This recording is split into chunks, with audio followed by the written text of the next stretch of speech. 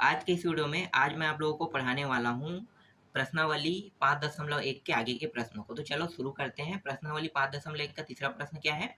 निम्नलिखित समीकरणों के लिए कथन बनाइए। यहाँ पे कथन बनाने के लिए कहा है।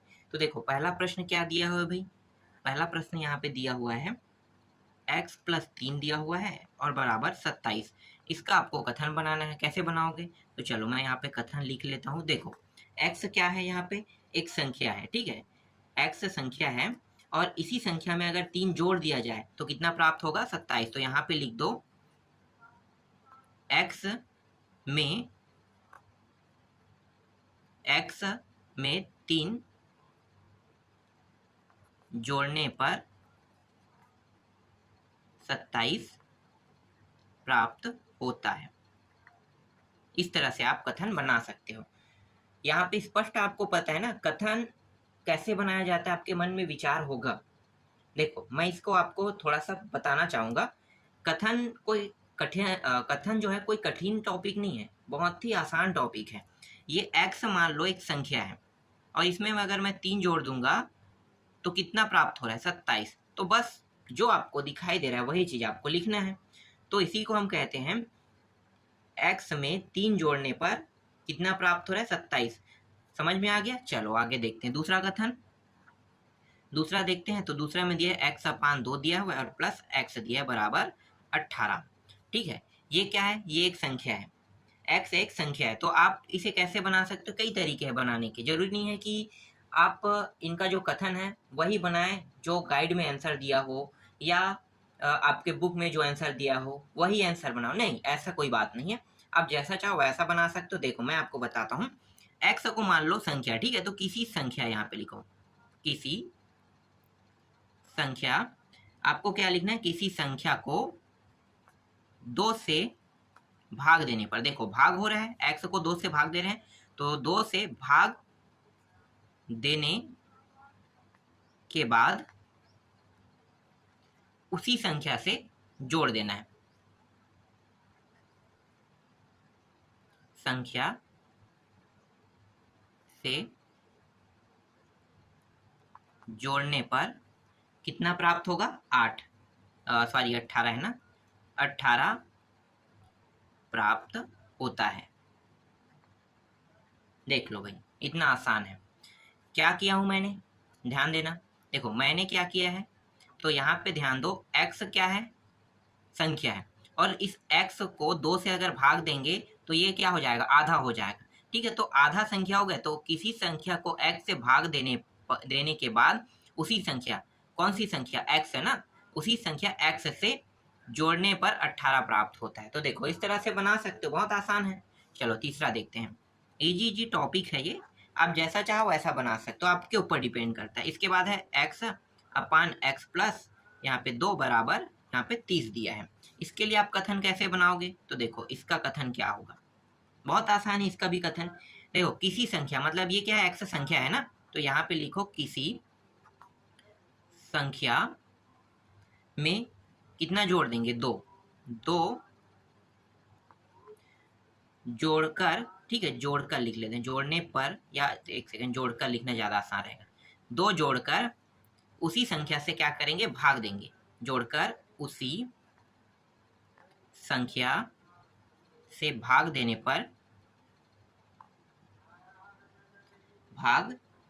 पर कितना प्राप्त होगा? 30 प्राप्त। देखो 30 यहाँ पे, तो 30 प्राप्त होता है। देख लो इस तरह से आपको बनाने हैं, बहुत आसान है। जैसा वहां पे मुझे दिखाई दे रहा है वैसा ही मैं यहाँ पे बना रहा हूँ। किसी को कोई डाउट है यहाँ पे? नहीं भी होना चाहिए, क्योंकि ये बहुत आसान टॉपिक है। यहाँ से प्रश्न नहीं आते हैं तो कोई दिक्कत नहीं है आप लोगों को। यहाँ पे इसे अच्छे से समझने की आवश्यकता भी नहीं है। बस इतना जानो कि इसे बनाया कैसे जाता है। चलो आगे बढ़ते हैं चौथा प्रश्न की ओर। चौथा प्रश्न में आ गया, समीकरण के हल कीजिए कह रहा है। बहुत आसान प्रश्न है, चलो इसको भी बना के देखते हैं। पहला क्या है भाई? यहाँ पे समीकरण का हल करना है। तो पहला दिया है 6 दिया हुआ है प्लस 4 माइनस m दिया हुआ है बराबर यहाँ पे 8 दिया हुआ है और 3m प्लस 5 दिया है। देखो बहुत आसान प्रश्न है, कैसे करेंगे? तो चलो हल करते हैं हम। यहाँ पे 6 + 4 माइनस एम, इस तरह से इसे लिख लेते हैं, कोष्ठक हटा देते हैं। ठीक है, इस 8 का अंदर गुणा करेंगे तो 8 का कितना हो गया 24 एम, और ये प्लस 8 पंचे 40। अब यहाँ पे हम क्या करेंगे, जो m वाला है ना उसको एक साइड रखेंगे और जो अचर राशि उसको एक साइड रखेंगे। ठीक है, तो यहाँ पे देखो m यहाँ पे है, तो यहाँ पे माइनस में है तो इस साइड ले जाते हैं, तो 24 पहले से था और ये इस साइड आके क्या हो गया प्लस m हो जाएगा। इसे हम कहते हैं पक्षांतर कहते हैं, मैं यहाँ पे लिख लेता हूँ। ठीक है, पक्षांतर विधि कहते हैं। अब यहाँ पे कितना है देखो 6 4 10, दोनों को जोड़ देते हैं तो ये हो जाएगा 10, और यहाँ पे 40 है, इस साइड ले आएंगे तो क्या होगा माइनस हो जाएगा। ऐसा ही होता है ना, बिल्कुल ऐसा ही होगा। घटा दो तो ये हो गया -30। माइनस क्यों आया, क्योंकि यहाँ पे बड़ा वाला जो संख्या है उसमें माइनस था, इसलिए -30 आएगा यहाँ पे, और ये प्लस में था तो घटा। अब इन दोनों को जोड़ेंगे तो ये हो जाएगा, दोनों प्लस में तो 25 हो जाएगा।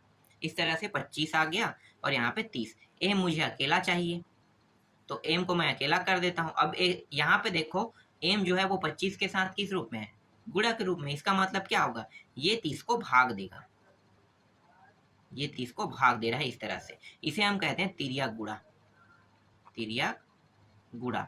आपको पता है तिर्यक गुणा और पक्षांतर में अंतर क्या है, नहीं पता होगा तो मैं आपको बता देता हूँ। पक्षांतर तभी होता है जब कोई संख्या किसी के साथ जोड़ना या घटाने के रूप में हो। ठीक है, जोड़ना या घटाने के रूप में। तो देखो यहाँ पे जोड़ना ये रहा और घटाने के रूप में था, इसलिए ये पक्षांतर हुआ है। लेकिन तिर्यक गुणा कब होता है, जब वो गुणा के रूप में हो। देखो गुणा के रूप में हो या भाग के रूप में हो, तब तिर्यक गुणा नियम लागू होता है। तो देखो ये m के साथ किस रूप में है, गुणा के रूप में है, तो गुणा के रूप में है तो मुझे यहाँ से 25 को हटाना है, तो क्या होगा ये 30 को भाग दे देगा, क्योंकि दूसरे साइड के जो मान है उसको ये भाग देता है। इतना तो याद रख सकते हो ना। चलो आगे देखते हैं। इसके बाद देखो 5 के पारा से 1 कटा, 5 पंचे 5 छक्के, यहाँ पे -6/5 बराबर m।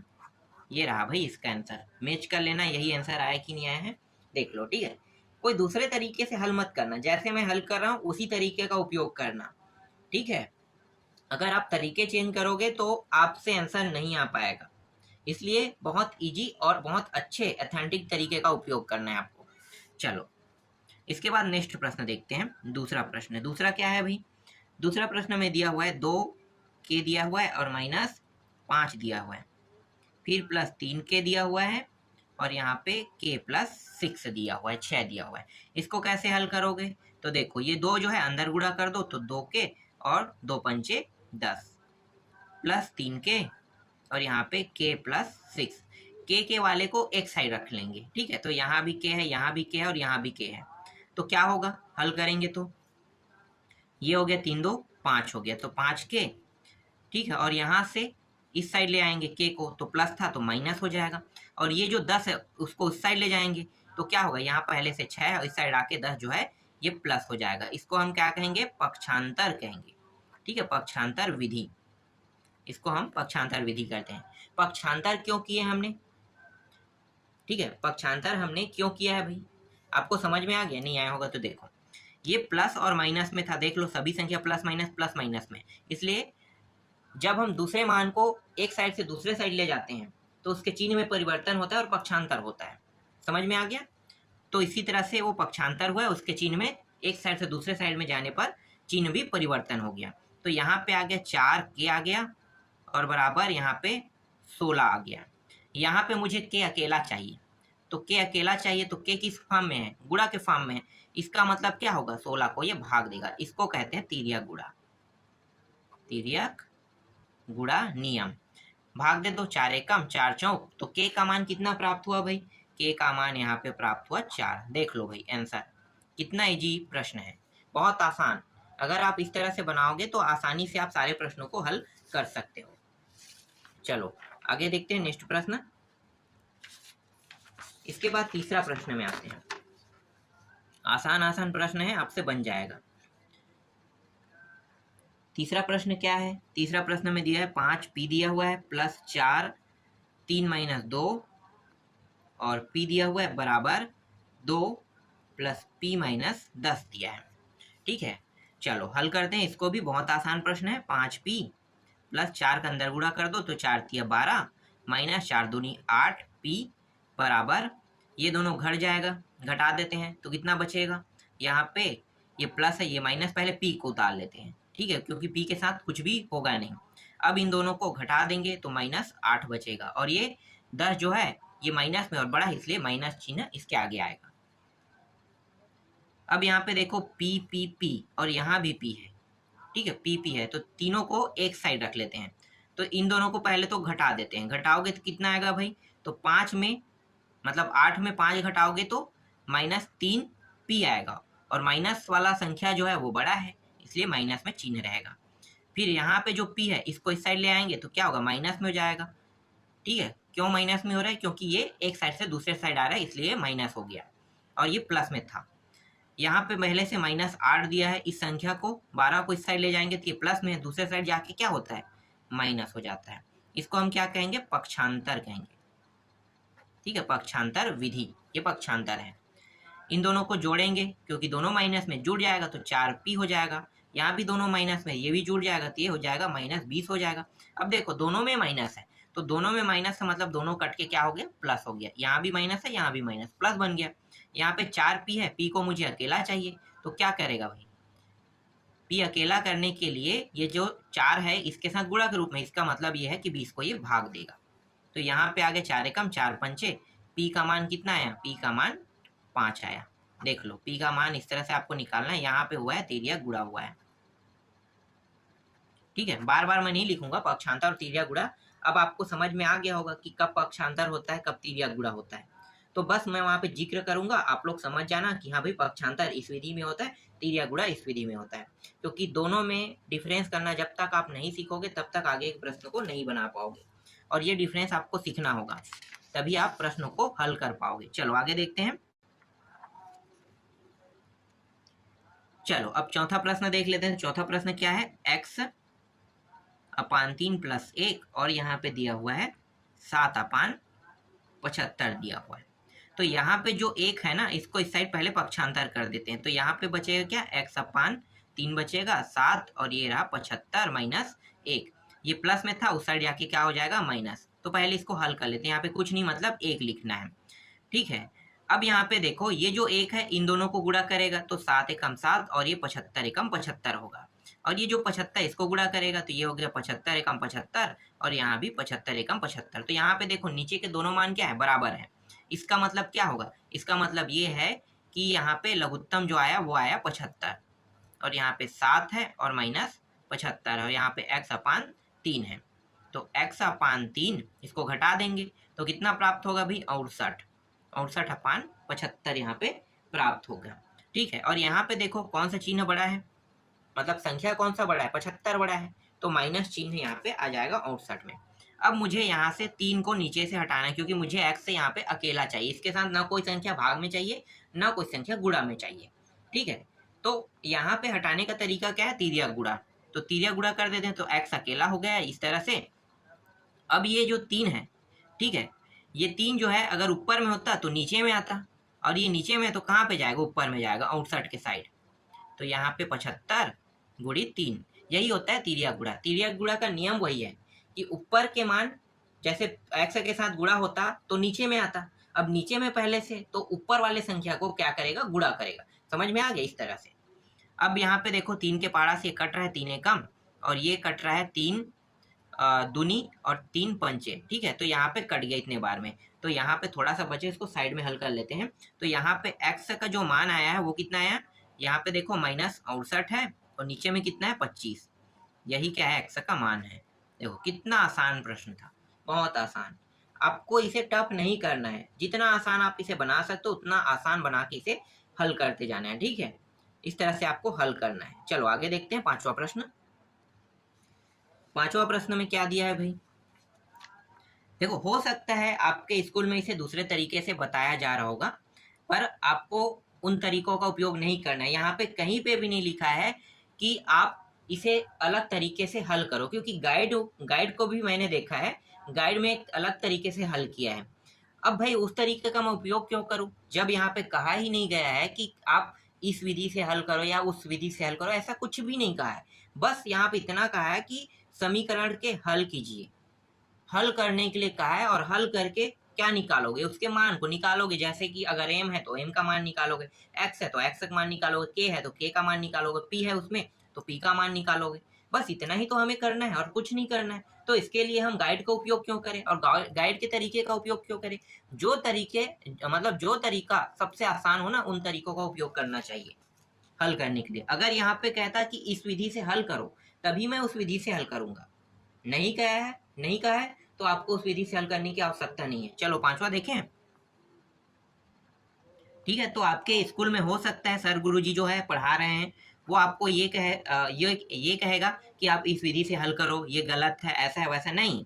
आप उससे ये जरूर पूछना कि सर जो आप मुझे बता रहे हो गाइड की विधि का उपयोग करके, उसमें कहाँ पे लिखा है कि आप इसी विधि से हल करो। क्योंकि नहीं लिखा है इसका मतलब ये नहीं कि वो विधि सही रहेगा।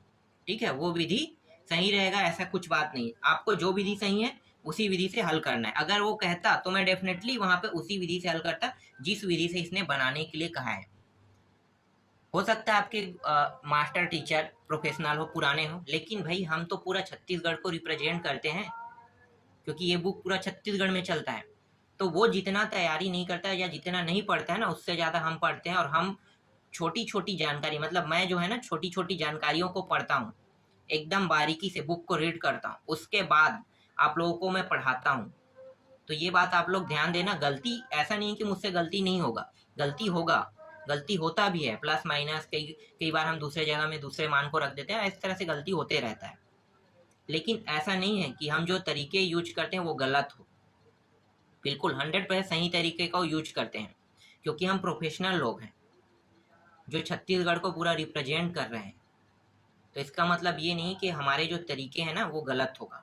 तो ये बात आप लोग ध्यान देना। ठीक है, हर एक चीज़ों को अच्छे से देखना और अच्छे से समझना। चलो नेक्स्ट आगे बढ़ते हैं। यहाँ पे एम है, यहाँ भी एम है, यहाँ भी एम है। अब यहाँ पे देखो काफ़ी कंफ्यूजन भरा प्रश्न है, कैसे करेंगे भाई हल? आउट ऑफ माइंड जा रहा है ऐसे में। तो इसका एक ही तरीका है, एम एम और एम, ये सभी एम वाला है, एक साइड रख लेते हैं, एक अकेला कर दो। ठीक है, आसान करते हैं। एम पहले तो मैं क्या करूंगा, यहाँ पे कुछ नहीं मतलब एक है, तो पहले तो इसके नीचे के हर को बराबर करो।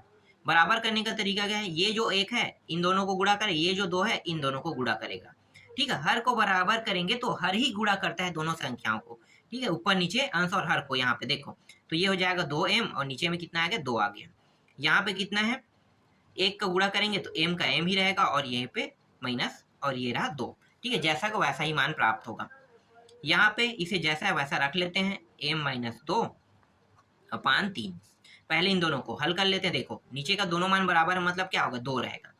ठीक है, ऊपर में कितना है, 2m है, और यहाँ पे देखो माइनस है, इसका मतलब क्या होगा, इसे कोष्टक में ले तो आसान हो जाएगा। अब देखो माइनस का गुणा करेंगे तो m प्लस में था माइनस में हो गया, और ये माइनस में था तो ये हो जाएगा प्लस, क्योंकि माइनस माइनस गुणा होकर क्या हो जाएगा, प्लस हो जाएगा। इस तरह से 1 माइनस m माइनस, और ये हो जाएगा 3। ओहो सॉरी, ये गलत कर रहा हूँ मैं, 1 फिर माइनस m माइनस 2/3। इस तरह से अभी आप इसको लिखते रहो, आगे मैं बताऊंगा। अभी इसके साथ हम लोग कुछ नहीं कर रहे हैं। यहाँ पे इसे हल करेंगे तो देखो m और m एक प्लस माइनस कट जाएगा तो एक m बचेगा प्लस 1, और यहाँ पे 2 बचेगा। अब ये जो m वाला है ना, इसको इस साइड ले आते हैं। तो देखो यहाँ पे क्या है, माइनस में, तो माइनस में क्या हो जाएगा, इस साइड आके ये प्लस में हो जाएगा। ठीक है, तो प्लस में हो जाएगा तो ये प्लस में लिखो, और ये जो मान है जैसा वैसा रहेगा, m माइनस 2 और ये 3। ठीक है, ऐसा के ऐसा ही रहेगा। इसके बाद यहाँ पे 1 हो गया। आगे हल करें तो यहाँ पे देखो नीचे के दोनों हर बराबर है क्या, नहीं है, तो क्या करेंगे, बराबर करने के लिए एक ही तरीका है। ये जो नीचे वाला हर है ना 3, इसका ऊपर नीचे यहाँ पे गुणा कर देंगे, तो ये 3m प्लस 3 हो जाएगा, गुणा कर दिया तो यही मान आएगा। और ये हो गया नीचे 3 दूनी 6 हो गया, फिर यहाँ पे प्लस, ये हो गया 2m और 2 दूनी 4, और नीचे कितना हो जाएगा, 6 बराबर 1। यहाँ पे लघुत्तम कितना आया, 6 आएगा। यहाँ पे 3m है प्लस 3 है, एक साथ लिख लेते हैं, 2m है माइनस 4 है और बराबर 1 है। यहाँ पे 3 और 2 कितना हो गया, 5m हो गया, और ये दोनों घट जाएगा तो माइनस कितना प्राप्त होगा, 1 प्राप्त होगा। और नीचे में 6 है और यहाँ पे 1, ये जो 6 है इसको मुझे हटाना है, तो कहाँ पे चला जाएगा, ये नीचे में, इसका मतलब ये गुणा करेगा उसको, तो ये हो जाएगा 5m माइनस 1 और ये 6। ये माइनस को भी उस साइड ले जाते हैं, तो 5m पक्षांतर हो रहा है अब ना, यहाँ पे माइनस क्या है इसके साथ घटाने के रूप में, इसलिए पक्षांतर होगा तो ये प्लस में आ जाएगा। तो टोटल मान कितना प्राप्त हुआ, यहाँ पे 7 प्राप्त हुआ। अब यहाँ से देखो यहाँ पे गुणा के रूप में है, तो गुणा के रूप में है तो मुझे तो यहाँ पे m अकेला चाहिए, तो क्या करेंगे 7 अपान यहाँ पे 5 हो जाएगा, नीचे में आ जाएगा। तो इस तरह से m का मान कितना आया, देखो m का मान 7 अपान 5 आया। कहीं पे ये टफ है क्वेश्चन नहीं है ना, गाइड के तरीके से अगर हल करोगे तो आपका आंसर जो है वो गलत भी होगा, समझ भी नहीं आएगा कि हम यही चीज क्यों कर रहे हैं। जबकि देखो मैंने शॉर्टकट तरीके का उपयोग करके आपको इस तरह से बता रहा हूँ कि वो तरीके जो है ना बहुत ऑथेंटिक उपयोग हो रहा है और यूजफुल भी है। कहीं पे भी टफ लगा आपको, नहीं लगना चाहिए, बहुत आसान था हल करने का तरीका, और बता भी रहा हूँ मैं बहुत ही आसान तरीके से। चलो आगे देखते हैं। 3t माइनस 2 अपान यहाँ पे 4 दिया हुआ है, और फिर माइनस 2t प्लस 3 अपान यहाँ पे 3 दिया है बराबर 2 अपान 3 माइनस यहाँ पे t दिया है। इसको कैसे हल करोगे, सेम तरीका है, पहले इन दोनों को हल कर लेते हैं। देखो नीचे के हर बराबर नहीं है तो पहले बराबर कर लेते हैं भाई। बराबर करने का तरीका पता है आपको क्या है, ये जो 3 है इन दोनों को और इसको भी क्या करेगा, गुणा करेगा। तो गुणा कर देते, यहाँ पे 3 और 3 कितना हो गया, 9 हो गया, गुणा करेंगे तो 9t और माइनस 3 दूनी 6, और यहाँ पे 4 तिया कितना हो गया 12। अब ये 4 इन दोनों को ऊपर नीचे दोनों को गुणा करेगा, तो ये हो गया 4 दूनी 8 हो गया, 8t और ये हो गया प्लस 4 तिया 12, और नीचे में कितना है 3 है, तो 4 तिया 12 बराबर यहाँ पे 2 अपान 3 और माइनस यहाँ पे t हो गया। देखो नीचे के दोनों मान बराबर है तो इसको हम लिख सकते हैं, लघुत्तम आया यहाँ पे 12, इसको क्रम से जमा लेते हैं, 9t माइनस 6, यहाँ पे इसे कोष्टक में लो, अब माइनस का अंदर गुणा कर लो तो क्या हो गया, ये दोनों मान कोष्टक के अंदर में प्लस है, इसका मतलब ये माइनस में होगा, तो ये हो गया 8t और ये माइनस 12 हो जाएगा, प्लस में था दोनों माइनस में आ गया, और यहाँ पे क्या था 2t, सॉरी 2 अपान 3 था ना, और यहाँ पे t है। इस तरह से यहाँ पे देखो ये दोनों टी वाला है तो घट जाएगा, एक प्लस में एक माइनस में है तो यहाँ पे सिर्फ टी आएगा, तो ये दोनों माइनस में, इसका मतलब क्या हो जाएगा, जुड़ जाएगा, तो ये हो जाएगा 18 और नीचे में कितना है 12 है।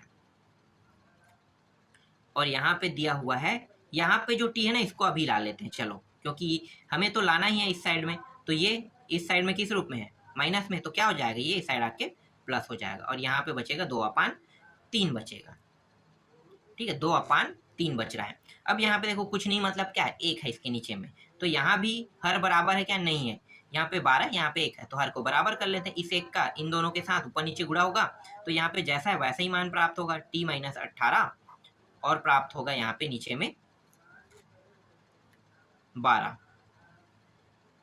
ये 12 यहाँ पे गुणा करेगा तो ये हो जाएगा 12t और ये नीचे में भी 12 बराबर 2 अपान यहाँ पे कितना प्राप्त हो गया, 3 प्राप्त हो गया। इस तरह से अब थोड़ा सा और बच्चा है, इसको भी देख लेते हैं, ठीक है। यहाँ पे देखो दोनों बराबर हो गए, मतलब लघुत्तम कितना है 12, और यहाँ पे है t माइनस यहाँ पे 18 और प्लस ये रहा 12, और यहाँ पे 2 अपान 3 है, तो देखो इन दोनों को जोड़ देंगे 12t और 1t कितना होता है 13t हो गया, और यहाँ पे माइनस 18 है और यहाँ पे 12 और यहाँ पे 2 अपान 3, इस 12 को क्या करेंगे उस साइड ले जाएंगे तो ऊपर चला जाएगा, तो ऊपर जाएगा तो यहाँ पे मैं बगल में लिख लेता हूँ, ये हो जाएगा 12 दूनी 24, 24 अपान 3 हो जाएगा, और 3 एकम फिर से ये 3 से कट रहा है, देखो 3 एकम और 3 छक्के 18, 3 सत्ते 3 अट्ठे 24, 8 बार में ये कट गया, ठीक है, तो 8 आ गया। तो यहाँ पे जो कुल मान आ रहा है सब चीज कट फिट के, तो यहाँ पे सिर्फ ऊपर बस में ये मान बचा है, देखो 13t माइनस 18 बचा है, और यहाँ पे कितना बचा है 8 बचेगा, क्योंकि 12 इसके साथ गुणा होकर 24 हुआ, तो ये यहाँ से तो हट चुका है ना नीचे से, तो बस इतना ही आपको दिखाई देगा इसमें।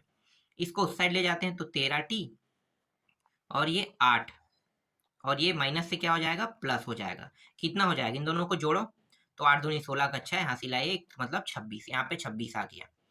टी को मुझे अकेला चाहिए, ठीक है, तो टी को अकेला करेंगे, यहाँ अभी क्या हुआ है पक्षांतर हुआ था ना, अब तिरिया गुणा होगा, क्योंकि ये 13 के साथ टी किस रूप में गुणा के रूप में है, तो टी अकेला हो गया।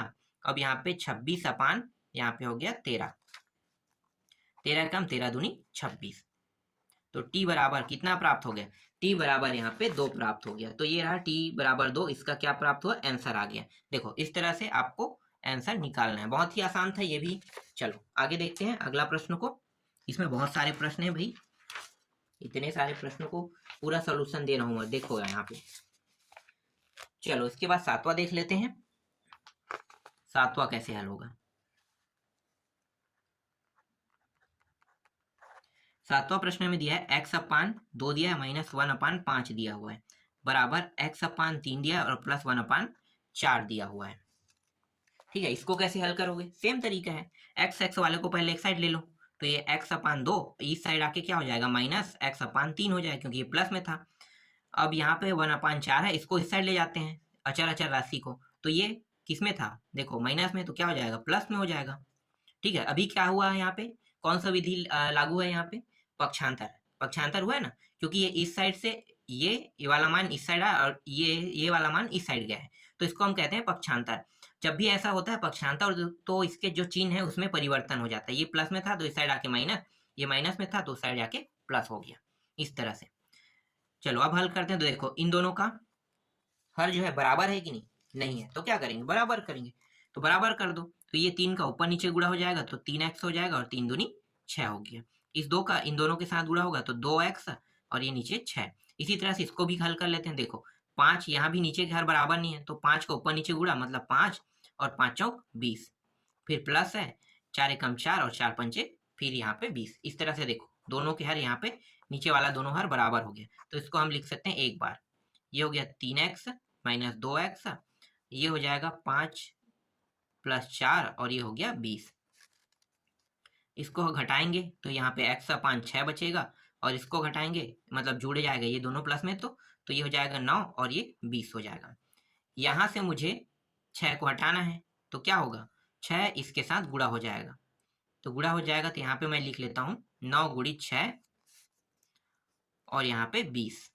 यहाँ पे देखो जो जो कटा उसको कटा देते हैं, तो 2 के पहाड़ा में 3 बार और 2 के पहाड़ा में ये 10, फिर 2 से कट रहा है क्या, देखो 2, अब ये 2 से नहीं कट रहा है। ठीक है, तो कितना आएगा यहाँ पे आंसर, x का जो मान आ रहा है वो आ रहा है x बराबर 9 दूनी 18 9 27 और ये 10, देख लो इतना आंसर आएगा।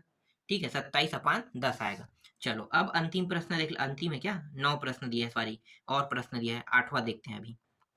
8वां प्रश्न क्या है, यहाँ पे दिया है 9x दिया हुआ है और 7 माइनस 6x दिया हुआ है और ये 15, बहुत सारा प्रश्न दिया है और सॉल्यूशन बहुत इजी है। अब मैं पूरा प्रश्न को सॉल्यूशन तो दे रहा हूँ आप लोगों को, तो समझो अच्छे से इसे।